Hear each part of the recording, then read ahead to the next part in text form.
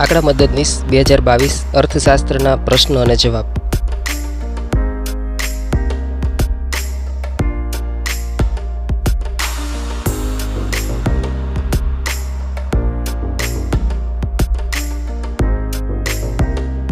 પ્રશ્ન number 4. TFR એટલે શું? વસ્તીશાસ્ત્ર ગ્રંથ નિર્માણ બોર્ડ કોલેજ કક્ષાનો પ્રશ્ન. કાલ્પનિક માપ છે, આંતરરાષ્ટ્રીય માપદંડ છે, વસ્તી વિષયક માપ છે. તો આ રીતે TFR એટલે શું તેમાં જવાબ કુલ પ્રજનન દર C આવશે. પ્રશ્ન નંબર 6.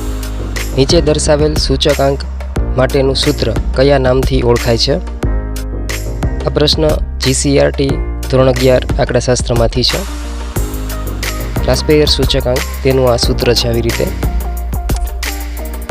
તો આ પ્રશ્નના જવાબમાં B લાસ્પેયરનો સૂચકાંક. પ્રશ્ન નંબર 18. ઉત્પાદન વિધેય માટેના વ્યાપક સ્વરૂપનું સમીકરણ. કોલેજ કક્ષા એકમલક્ષી અર્થશાસ્ત્રનો આ પ્રશ્ન છે.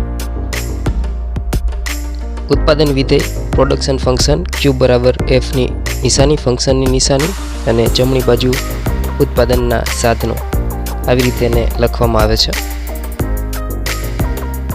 શ્રમ અને મૂડી દ્વારા પણ એને વ્યક્ત કરવામાં આવે છે.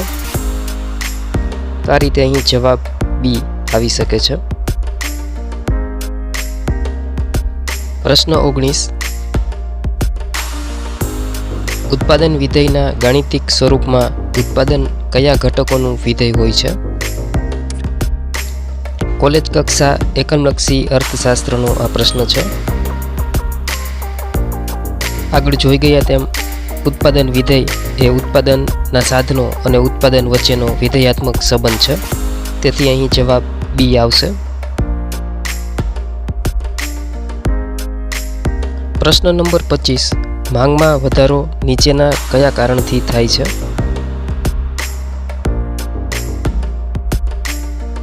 GCRT ધોરણ 11 અર્થશાસ્ત્રનો આ પ્રશ્ન. તો અહીં માંગમાં વધારો થવા માટેના કારણોમાં કોમ્પ્લિમેન્ટરી વસ્તુઓની કિંમતમાં ઘટાડો, તેવી જ રીતે આવકમાં વધારો થવો, તેવી જ રીતે સબસ્ટિટ્યુશન એટલે કે અવેજી વસ્તુઓની કિંમતમાં વધારો થવો, આ ત્રણેય પરિબળ છે. તેથી જવાબ D આવશે. પ્રશ્ન નંબર 30. CBRનું પૂરું નામ જણાવો. વસ્તીશાસ્ત્રનો આ પ્રશ્ન છે. પ્રતિ 1000ની વસ્તીએ થતા નવા જન્મનું પ્રમાણ, કાચો જન્મદર અને અન્ય નામથી પણ તેને ઓળખવામાં આવે છે. તો આ રીતે CBR એટલે એ સાદો જન્મદર એ જવાબ આવશે. પ્રશ્ન નંબર 33. મૂડી વિષયક ઉત્પાદકતા માટેની ગણતરી કરવા માટેનું સૂત્ર કયું છે?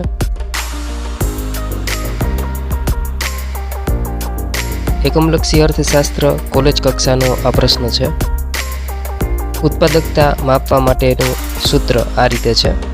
આઉટપુટ તેના છેદમાં ઇનપુટ. અહીં મૂડીની ઉત્પાદકતાનો પ્રશ્ન છે.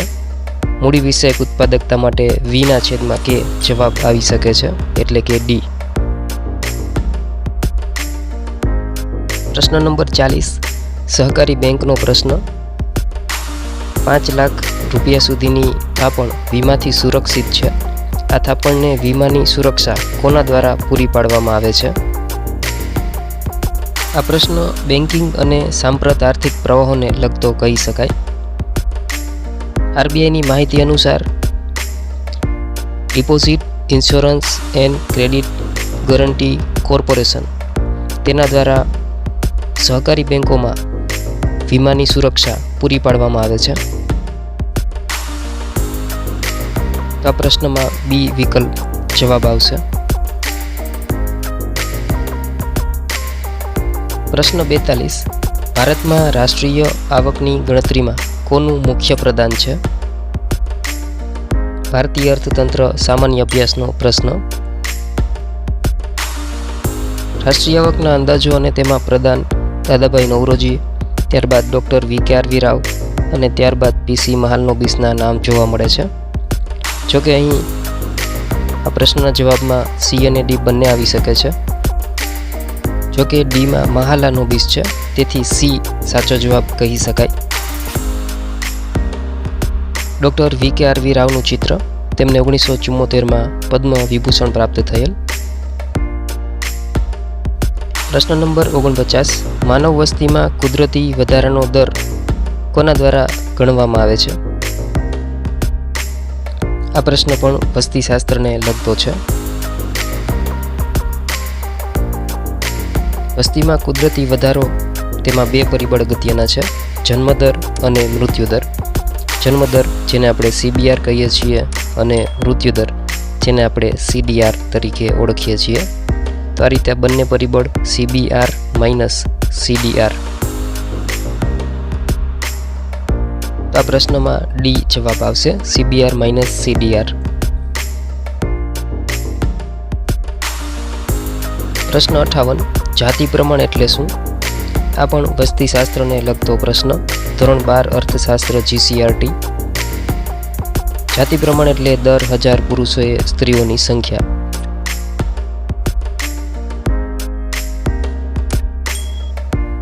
પ્રશ્ન નંબર 78. નગરમાં એક વર્ષમાં જન્મેલા 1900 બાળકોમાંથી 38 બાળકો મૃત્યુ પામ્યા હોય તો બાળ મૃત્યુ દર કેટલો થાય? તો આ પણ વસ્તીશાસ્ત્રનો પ્રશ્ન છે.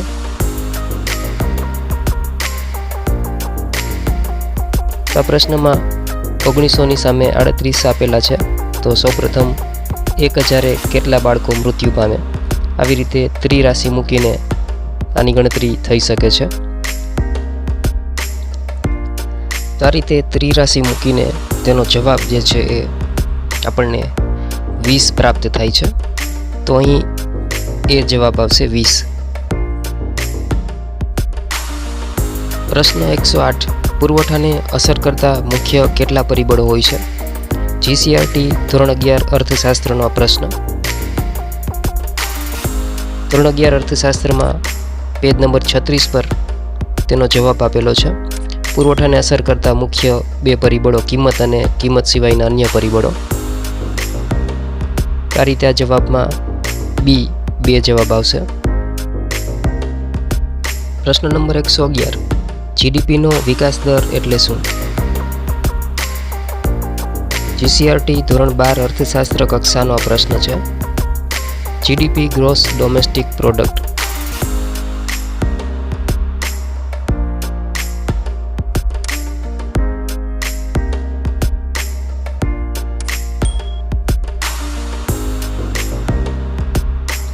તો આ પ્રશ્નના જવાબમાં B ગ્રોસ ડોમેસ્ટિક પ્રોડક્ટનો વૃદ્ધિ દર એ જવાબ આવશે.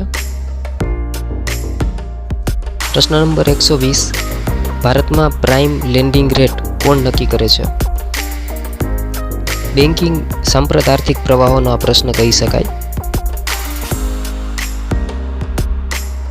ભારતમાં RBIએ નાણાકીય વર્ષ 2003-04થી બેન્ચમાર્ક પ્રાઇમ લેન્ડિંગ રેટ રજૂ કર્યો છે.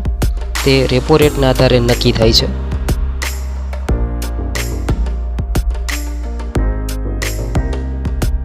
તો આ પ્રશ્નના જવાબમાં B reserve bank of India આવશે. વસ્તી વિષયક માહિતીના સંદર્ભમાં NPR એટલે શું? આ પણ વસ્તીશાસ્ત્રનો પ્રશ્ન છે. સેન્સસ સાંપ્રત આર્થિક પ્રવાહો સાથે જોડાયેલ પ્રશ્ન છે. NPR એ દેશના સામાન્ય રહેવાસીઓની સૂચિ છે.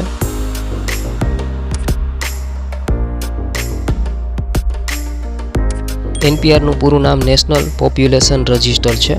તો જવાબ B આવશે. પ્રશ્ન 135. DES આ સંસ્થાનું આખું નામ જણાવો. DES directorate of economics and statistics છે. કૃષિ વિભાગ સાથે આ વિભાગ જોડાયેલ છે. તેના કેટલાક પેટા વિભાગ પણ જોવા મળે છે. આ પ્રશ્નમાં જવાબ C આવશે.